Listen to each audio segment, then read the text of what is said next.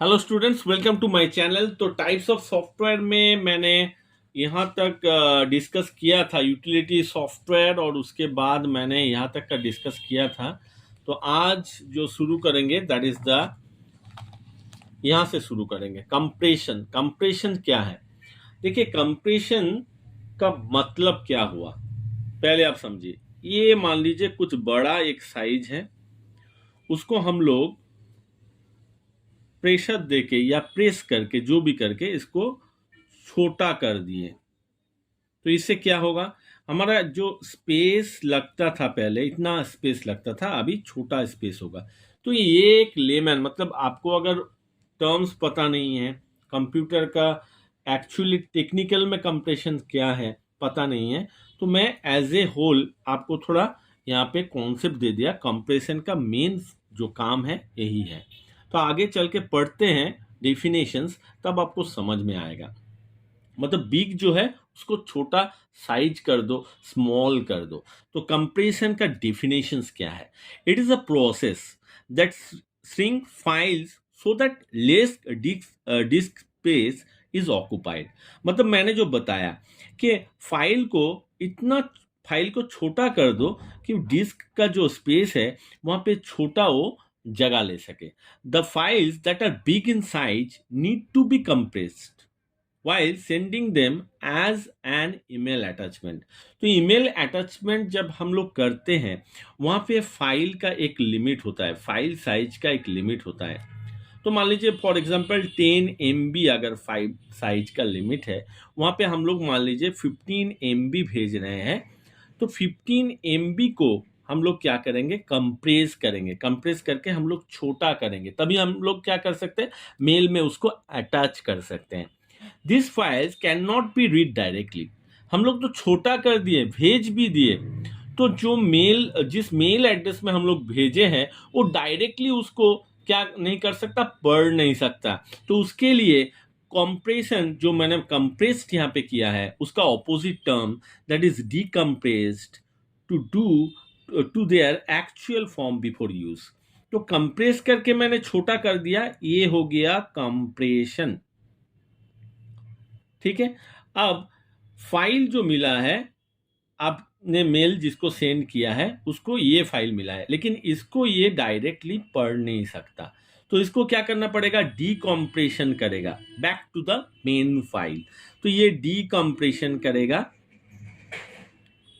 और फर्स्ट जो फाइल जैसा दिखता था, जैसा फाइल था, उस फॉर्म में वो लेके आएगा, एक्चुअल फॉर्म में लेके आएगा before use. Some common compression software आया, विनजिप, पिकजिप, 7zip एटसेट्रा। तो यहाँ पे क्वेश्चन आ सकता है कि राइट सम कंप्रेशन सॉफ्टवेयर, तो यहाँ पे आप ये एग्जांपल दोगे। नेक्स्ट बात करते हैं डीफ्रैगमेंटेशंस। डीफ्रैगमेंटेशंस है क्या? देखिए, fragmentations occur when hard disk does not find contiguous memory to store large file. तो यहाँ पे बात करेंगे, समझिए पहले बात को। आपका मान लीजिए इतना बड़ा स्पेस है, ठीक है, इतना बड़ा स्पेस है। तो आपने यहाँ पे क्या किया, यहाँ पे एक फाइल रखा, यहाँ पे एक फाइल रखा, यहाँ पे एक फाइल रखा, यहाँ पे एक फाइल रखा, यहाँ पे एक फाइल रखा, ऐसे करके आपने जो फाइल है उसको स्कैटर कर दिया। ठीक है। लेकिन क्या इसमें क्या दिक्कत है कि आपका पूरा जो जगह है, पूरा जगह देखिए, पूरा जगह आप देखेंगे, अगर आप फर्स्ट यहाँ पे लुक करेंगे तो लगेगा सब जगह में छोटा छोटा करके कुछ ना कुछ फाइल है। तो ये अगर हम ऐसे करके रखेंगे तो देखिए कितना जगह बनता है, ऐसे करके सीरियली रखेंगे तो देखिए ये जो जगह है ये सब वैकेंट जगह है। तो यहाँ पे मैंने क्या रख सकता हूँ, और भी बहुत सारा फाइल जो है उसको लोड कर सकता। तो ये आप कह सकते हैं फ्रैगमेंटेशंस, और ये कह सकते हैं डीफ्रैगमेंटेशंस। तो इसका डेफिनेशंस के तरफ चलते हैं। Fragmentation occur when hard disk does not find contiguous memory to store large file. तो लार्ज फाइल को स्टोर करना है लेकिन उसके पास कंटिग्यूअस मेमोरी इनफ मेमोरी नहीं है. It basically slows down the retrieval of data. As a result क्या होता है, जो आप डेटा को कुछ रिट्रीव करोगे, कुछ पढ़ना चाहोगे, वहां से कुछ डेटा को अपनी तरफ या यूज पर्पस के लिए उस रिट्रीव करोगे, तब क्या होगा, आपका जो कंप्यूटर है स्लो हो जाएगा, because the processor can not access data quickly. यही मैं बता रहा था. मान लीजिए अगर सीरियल बेसिस में आपका फाइल जो है अच्छी तरह से यहाँ पे सजा हुआ रहता, तो मान लीजिए आपको ये फाइल को एक्सेस करना है, तो आसानी से आप कह सकते हैं आंख बंद करके, जो 1 2 3 नंबर पे फाइल है. लेकिन ये फाइल को आप कैसे आइडेंटिफाई करोगे, यहाँ जाओगे, फिर यहाँ जाओगे, फिर बोलेगा यहाँ जाओगे, फिर सब जगह में आपको क्या करना पड़ेगा, ढूंढ के आपको ये फाइल लाना पड़ेगा. तो ये सजा हुआ एक चीज है और ये बिखरा हुआ चीज है. यही है, जो बिखरा हुआ चीज है दैट इज द फ्रैगमेंटेशन, और जो सजा हुआ चीज है that is the defragmentation. So if it is scattered over the disk, जैसे कि मैंने बताया, डिस्क में भी डेटा अगर स्कैटर्ड रह गया तो हम लोग उसे fragmentations कहेंगे. Fragmented data needs to be rearranged and consolidated into one contiguous area of the disk free space. जैसे कि मैंने बताया ये scattered है, उसको मैंने ठीक तरीके से, प्रॉपर तरीके से इसको सजा दिया है, तो यहाँ पे बहुत सारा जगह बन जाता है. तो मेरा यहाँ पे जो स्लो डाउन हो रहा था कंप्यूटर, यहाँ पे नहीं होगा. That is the main advantage of the defragmentations. तो यहाँ पे डिस्क स्पेस भी आपको मिल जाएगा, free disk space. This process is called defragmentations. तो फ्रैगमेंटेशंस और डिफ्रैगमेंटेशंस का आपको यहाँ पे जो डिफरेंस वो आपको देगा क्वेश्चन में. आपको फ्रैगमेंटेशंस लिखना है और डिफ्रैगमेंटेशंस यहाँ से आपको लिखना है. होप आपका जो कॉन्सेप्ट है फ्रैगमेंटेशन एंड डिफ्रैगमेंटेशंस का आपको समझ में आ गया होगा. तो यहाँ पे to defragment the disk, follow the steps.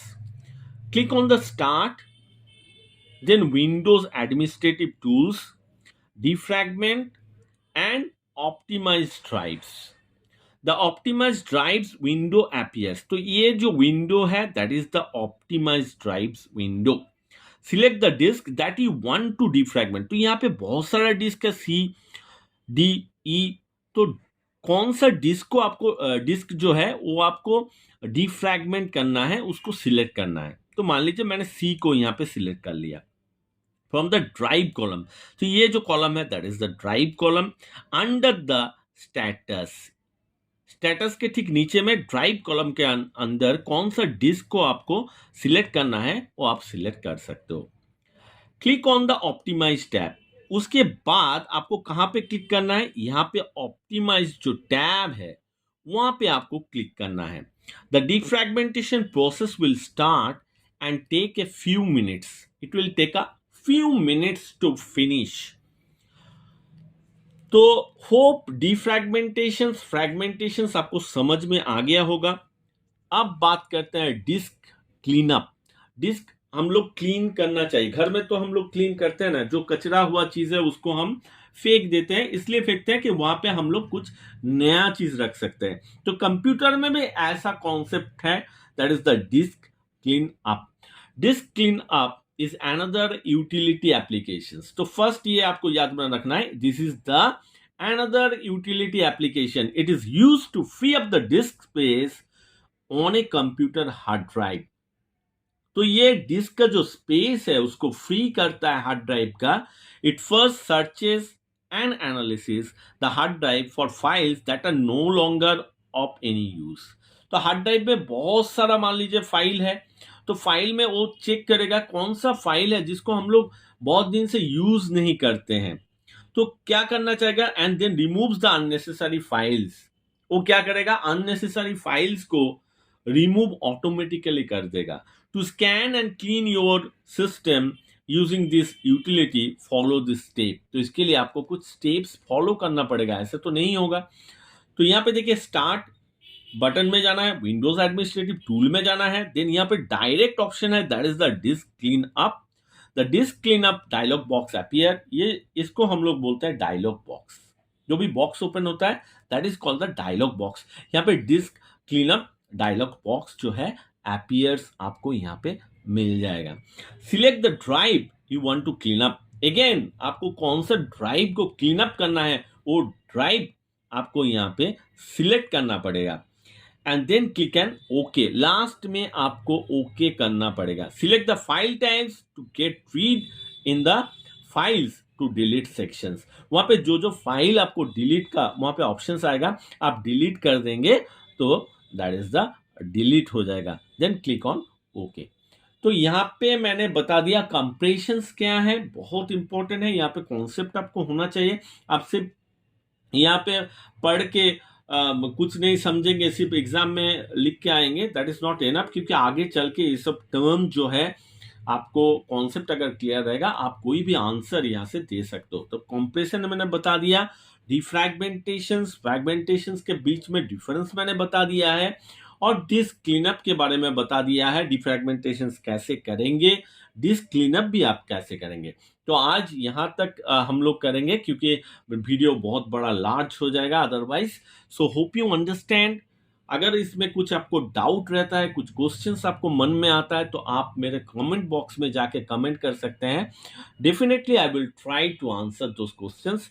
और आपको अगर वीडियो पसंद आए, मेरा टीचिंग आपको अगर पसंद आए, समझ में आए, तो लाइक कीजिए, कमेंट कीजिए और शेयर कीजिए, और सब्सक्राइब करना मत भूलिए, क्योंकि मेरा वीडियो बहुत सारा व्यूअर्स हैं देख रहे हैं लेकिन सब्सक्राइब नहीं कर रहे हैं। आप लोग सब्सक्राइब करेंगे तो मोटिवेट ज़्यादा मिलेगा, आगे और भी वीडियो मैं अपलोड करूंगा। Thank you for watching the video.